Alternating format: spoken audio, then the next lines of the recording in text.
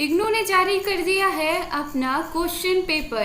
अब आप अपनी परीक्षा में जैसे ही बैठेंगे आप 100 में से 100 नंबर ही ले आ सकते हैं। दोस्तों आपको बता दूं, बहुत सारी यूनिवर्सिटी और बहुत सारे स्टूडेंट, और आपको बता दूं इंदिरा गांधी ओपन यूनिवर्सिटी के दोस्तों के लिए एक बहुत बड़ी खबर है। आप स्क्रीन पे देख रहे हैं कि ये जो क्वेश्चंस है ये आपको दिला सकता है आपके एग्जामिनेशन में पूरे के पूरे मार्क्स। दोस्तों आपको बता दूं, इंदिरा गांधी ओपन यूनिवर्सिटी की तरफ से क्वेश्चन पेपर जारी कर दिया जा चुका है।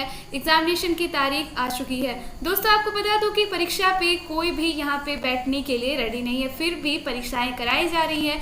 कम समय पे कैसे आप एग्जामिनेशन में अच्छे से अच्छे नंबर ला सकते हैं।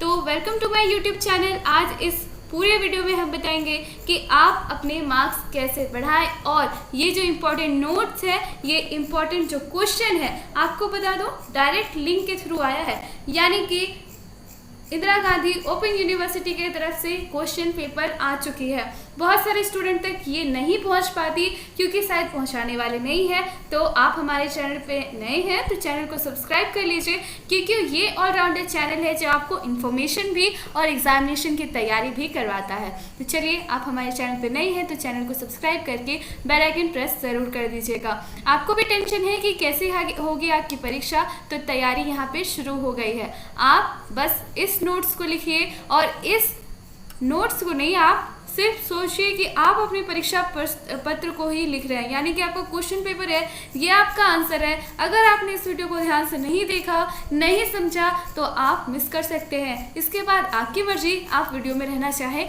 या नहीं। दोस्तों आपको बता दूं, मैंने सारे सब्जेक्ट को कवर करके रखा है, और आज की ये पूरी वीडियो है वो है हिस्ट्री के बारे में, यानी कि हिस्ट्री के जो भी कैंडिडेट है वो खुश हो जाए। ये है आपका एग्जामिनेशन का फर्स्ट क्वेश्चन, यानी ये क्वेश्चन है जो आपको दिलाएगा 20 नंबर। तो चलिए क्वेश्चन की शुरुआत करते हैं। पूरी वीडियो में आपको कैसे लिखना है, क्या है पूरी डिटेल। दोस्तों हार्ड वर्क बहुत लोग करते हैं, लेकिन स्मार्ट वर्क भी करना चाहिए, और अगर आपने स्मार्ट वर्क किया तो कम समय में आप बहुत ज़्यादा अच्छे नंबर ला सकते हैं। आपको बता दें, ये क्वेश्चन अगर आपने पढ़ के नहीं रखा और नहीं लिखा तो आपको इसमें से, आपको बताओ, एक क्वेश्चन और आपको इसमें कम से कम 4 क्वेश्चन का आंसर मिल जाएगा। चलिए कैसे एक क्वेश्चन से कैसे 4 क्वेश्चन भी निकालते हैं, इसी तरह पूरी वीडियो में हम आपको सबसे अच्छी और एक सीक्रेट टिप्स भी बताएंगे, जिसके थ्रू आप जो है अपने क्वेश्चन पेपर, यानी अपने एक क्वेश्चन से 4 क्वेश्चन का आंसर लिख सकते हैं। चलिए दोस्तों से इस क्वेश्चन के बारे में चर्चा करते हैं। आपको बता दें, ये जनवरी और जून सेशन दोनों के लिए है। दोनों के लिए किस लिए इम्पोर्टेंट है, क्योंकि इम्पोर्टेंस की बात करें तो यहाँ पे दोनों एग्जामिनेशन कभी कभी साथ भी हो जाती है, और आपको देखा क्या है कि दोनों एग्जामिनेशन में क्वेश्चन काफ़ी सिमिलर रहते हैं। बौद्ध काल एक ऐसा टॉपिक है जो सब और पूरे हिस्ट्री में सबसे इम्पोर्टेंट पार्ट होता है। आपको एक सीक्रेट बताऊं कि अगर आप टॉप 10 सिर्फ इम्पॉर्टेंट व्यक्तियों के बारे में और उनसे जुड़ी बातों के बारे में अगर आप जान लेते हैं तो आप अपना पूरा का पूरा सिलेबस 80% कंप्लीट कर लेते हैं। तो चलिए आज बौद्ध काल पे क्या इफेक्ट पड़ा, कैसे उदय हुआ, कैसे प्रोग्रेस हुआ राज्यों का, उसके बारे में जानते हैं। तो बौद्ध काल सबको पता है, गौतम बुद्ध, उनके काल के बारे में कौन नहीं जानता। हम आपको सबसे पहले इसका इंट्रो देते हैं। बौद्ध काल में बात करें तो ये हमारे बौद्ध महात्मा बुद्ध के बारे में, जिसमें काफ़ी शासनों पे इसका बहुत बड़ा प्रभाव रहा। अगर हम सबसे पॉपुलर एक क्रिएटर, एक पर्सनालिटी की बात करें तो हमारे जो अशोक सम्राट थे, उनकी बात अगर हम करते हैं तो वो बहुत बड़े फॉलोवर थे बुद्ध के। तो बौद्ध काल में भू सीमांकित राज्यों का विकास कैसे हुआ, क्वेश्चन को पढ़िए, समझिए। इसमें से 3 क्वेश्चन निकल सकता है। बौद्ध काल में राज्यों का विकास कैसे हुआ, राज्यों के विकास के लिए बौद्ध काल की भूमिका क्या थी, और राज्यों पे बौद्ध काल का क्या क्या प्रभाव पड़ा, इसमें से कृषि के विकास में कैसे हुई, उसी के साथ इसी तरह के 3-4 क्वेश्चंस और। तो आप समझ गए ना कि कैसे आप एक प्रश्न से 3 प्रश्नों का उत्तर लिख सकते हैं। सबके उत्तर इसी में है, कंबाइंड क्वेश्चन है और कंबाइंड आंसर। चलिए आपको बताते हैं कि कैसे इसको समझते हैं और कैसे आप अपनी भाषा में से लिख सकते हैं। हालांकि इसका PDF मैं आपको प्रोवाइड करा दूंगी, जो कि लिंक पे होगा, लेकिन आपको करना होगा सिर्फ वीडियो को लाइक। चलिए दोस्तों, इस पर हम बात करते हैं कि बौद्ध काल। तो बौद्ध काल के बारे में मैंने तो आपको कहा, इसका इफेक्ट के बारे में हम चर्चा करते हैं। कि कैसे विकास हुआ। तो बौद्ध काल के प्रारंभिक में कृषि कार्य में लोहा उपकरणों के प्रयोग में परिणाम स्वरूप गहरी जुताई तथा मध्यवर्ती गंगा के मैदानों की कठोर भूमि को तोड़ने का काम शुरू हो गया था। लोहा का प्रयोग विभिन्न शिल्प उद्योगों के लिए किया जा रहा था और बहुत सारी ऐसी चीज़, व्यापार भी यहाँ पे स्टार्ट हो गई थी क्योंकि समाज का स्तर धीरे धीरे बढ़ने लगा था। अब किस हिसाब से समाज डिवाइड भी हो चुका था, अगर हम कहें कि समाज डिवाइड हो चुका था, जी हाँ, आपको बता दूं 5वीं से 6ठी ईसा पूर्व में भारत में भू सीमांत राज्यों को काफ़ी डेवलपमेंट हुआ। ये इसलिए था क्योंकि धर्म का प्रसार जब एक तरह से दूसरी तरफ पे होने लगता है, यानी कि जब किसी भी धर्म का एक राज्य से दूसरे राज्य में विस्तार होता है तो उसके साथ साथ उसके गुण भी एक राज्य से दूसरे राज्य में जाते हैं और वो एक दूसरे को बढ़ने में मदद करते हैं। 5वीं से 6ठी शताब्दी पूर्व गुप्त काल की हम बात करें तो 6ठी शताब्दी पूर्व में जो गुप्त काल था उसमें भी गौतम बुद्ध का काफ़ी इफेक्ट रहा।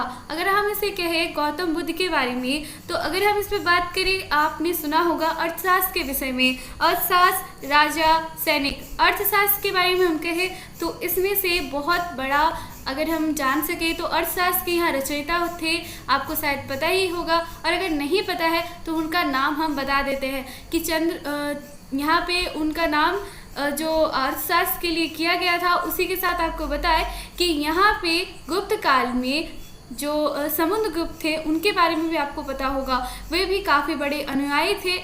और बौद्ध काल की सबसे इम्पॉर्टेंट चीज़ क्या है कि यहाँ धर्म सूत्रों में इसको डिवाइड किया गया था, यानी साहित्य, वर्ण। अब आपको बताते हैं साहित्य और वर्ण विभाजन तथा संस्थागत असमानता अन्यायपूर्ण था, लेकिन वैश्य और शूद्रों पर उत्पादन की जिम्मेदारी थी। वैश्य और शूद्र जो प्रोडक्शन करते थे और इसी के साथ बहुत सारा यानी जो सोसाइटी था वो डिवाइड होना शुरू हो गया था, क्योंकि डेवलपमेंट तभी होती है। यहाँ पर मैं आपको अपने लैंग्वेज में बता रही हूँ, क्योंकि अगर मैं इसे आपके लैंग्वेज में बताऊंगी, मतलब बुकिश लैंग्वेज में तो शायद आपको समझ नहीं आएगा।